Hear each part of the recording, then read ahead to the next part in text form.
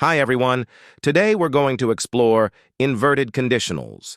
These are a more formal way to express conditional sentences, and they're often used in academic writing, formal speeches, and literature.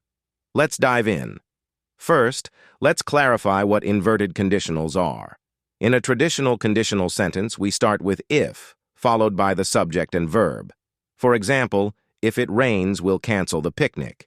But with inverted conditionals, the order of the subject and verb is reversed, which makes the sentence sound more formal.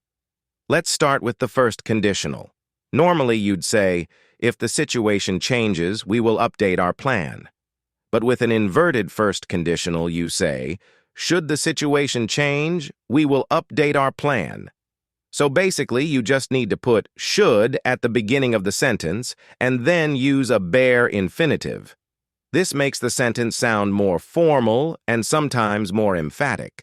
This structure is particularly useful in formal writing or speeches where you want to convey a sense of importance or urgency. Now, let's move on to the second conditional. A typical sentence might be, if I were rich, I would travel the world.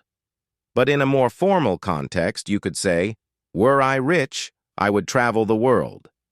Inverting the sentence like this gives it a more sophisticated tone, which can be very effective in certain contexts. Finally, we have the third conditional, which talks about hypothetical situations in the past. Instead of saying, if she had studied harder, she would have passed the exam, you could say, had she studied harder, she would have passed the exam. This inversion is particularly powerful in storytelling or when reflecting on past events, as it adds a touch of drama and formality to the sentence. And that's a quick look at inverted conditionals. If you found this video helpful, please give it a thumbs up, subscribe to the channel, and hit the bell icon so you never miss an update. Thanks for watching, and see you next time.